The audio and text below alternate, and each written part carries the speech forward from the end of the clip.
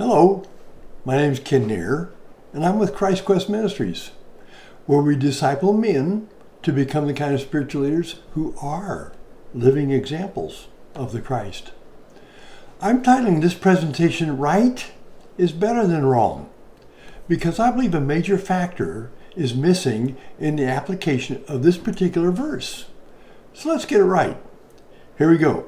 Proverbs 14:1, King James Version says, "Every wise woman buildeth her house, but the foolish plucketh it down with her hands." This verse is usually read as a warning or criticism, and it has been applied exclusively to women. Imagine with me, if this verse is written to women, read wives, let's say a wife has been characteristically destroying her house. Read her attitudes and actions have been and are destructive. Then she discovers this verse, or someone points it out to her. What's the chances that her response is going to be, remember, I ask you to imagine with me, wow, I've been destructive in my home. I see now that that's not very wise. I'm not going to do that anymore. I'm going to correct myself right now. Really? Let's say, though, that she wasn't convicted by the King James Version. It didn't work on her. So the Amplified Version is brought out. It presents an even clearer, stronger warning. It says, "The wise woman buildeth her house on the foundation of godly precepts, and her household thrives. But the foolish one, who lacks spiritual insight, tears it down with her own hands by ignoring godly principles." But what if this verse is not meant for women? What if it's specifically for us men? What's really sad is that fathers and husbands are not being blessed by them being the recipient of the warnings in Proverbs 14:1. Men are traditionally the ones who decide who Bible verses are aimed at. But those same men who will admit they don't understand the mind or spirit of a woman don't have a clue about dealing with either a wife's temperaments or her emotional responses as they are being expressed within their marriage. To assign this verse to women, read wives, also reveals a husband's inability, along with his clear lack of understanding of what's motivating a wife's destructive responses in their marriage. And if her destructiveness was either present when they were married or developed after their marriage, in either case, it's proof that the husband or those who are supposed to be his spiritual advisors don't have solutions that actually did or do resolve the problem.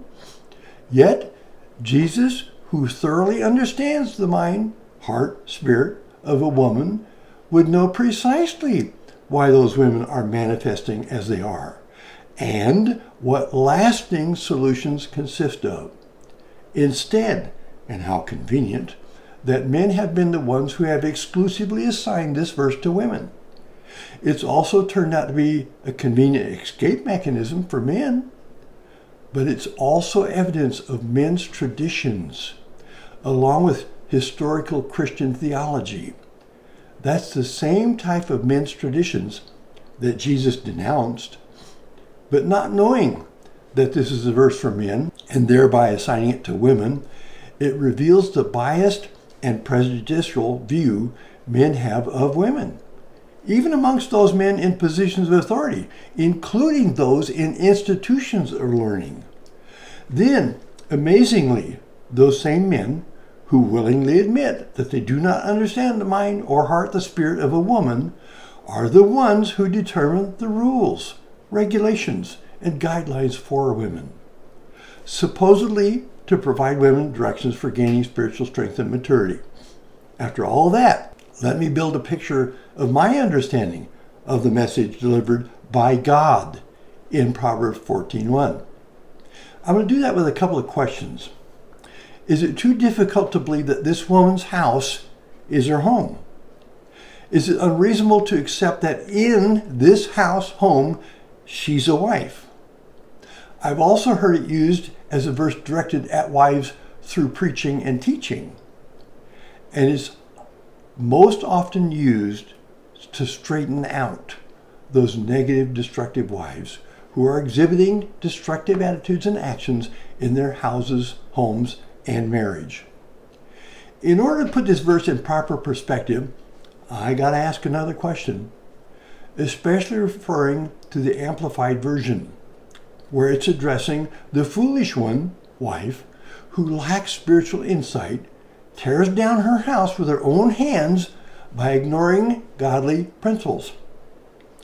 How is it even possible that a wife who has a godly, Christ-like husband, I said godly, Christ-like husband, a husband who is a living illustration of the Christ as her spiritual leader, is likely to act that way?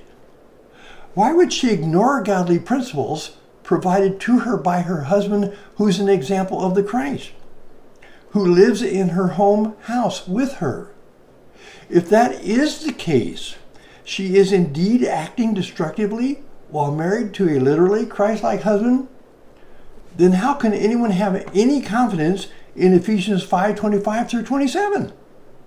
How can anyone have the slightest hint of faith in the Bible either, since it's supposed to have answers for those types of situations in any home? Ephesians 5:25 through 27 presents the example of Jesus and the church as a prototype, making a direct and distinct comparison, correlating Jesus and the church with a wife and her husband.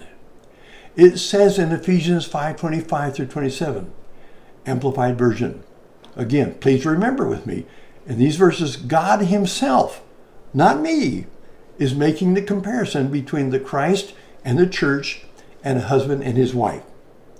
He is clearly instructing us, husbands, love your wives as, in the exact same manner as, Christ loved the church and gave himself up for her, that he, Christ, setting the example for a husband, might sanctify her, his wife, having cleansed her, setting the example for a husband to cleanse his wife, by the washing of the water of the word, that he might present the church, correlated to a wife, to himself, as the husband is to do, in glorious splendor, without spot or wrinkle, or any such thing, that she, the church, and a man's wife, might be holy and faultless.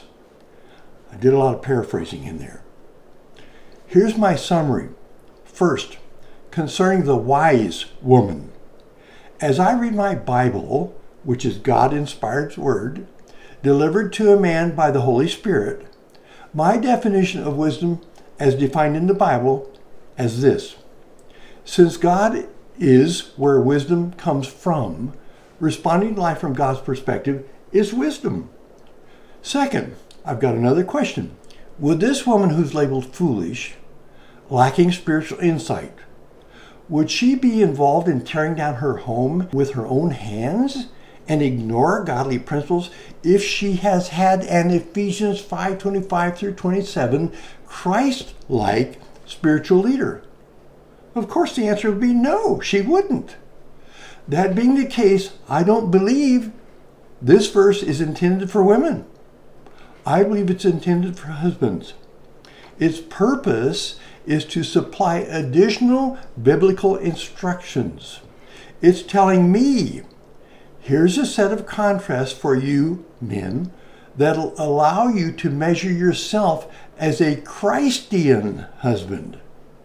If your wife isn't wise, instead she's foolish, proven by her attitudes and her conduct of tearing down the home, then you, the husband, has failed to be an illustration of God's Christ-like wisdom to her. You haven't been a living illustration of the Christ to your wife. That definitely would have brought her to a point of exercising spiritual wisdom, as illustrated by her husband. When that's not the case, husbands, I am the problem. But you ask, what if she doesn't have a husband and she's destructive? She has a father. He is charged by God to be her spiritual leader and her spirit's caretaker. So, if her disposition is ungodly, her father's failed. Then you might ask, how then is a husband at fault if her father did that to her? My response is this: if the Christ were her husband, regardless of any of the damage that she might have suffered before being married to him, would he know how and be able to apply the specific solutions necessary within at least a year that would bring her to a place of wholesomeness and spiritual maturity? Absolutely he would. And please don't say, well, I'm not the Christ, because that's no secret. No man is. But we are commanded by God to be an illustration of him to our wives. That, then, is God's calling, as well as his charge upon a Christian husband, a Christian husband. May I mention, it's never too late.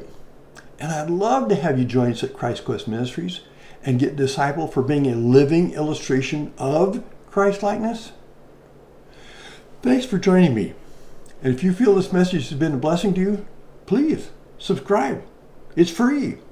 Share it with others. Like it. And especially comment on it. Then too, maybe the Lord might prompt you to consider blessing Christ Quest Ministries with a contribution. I thank you in advance if that's true. Till next time, this is Ken Neer signing off.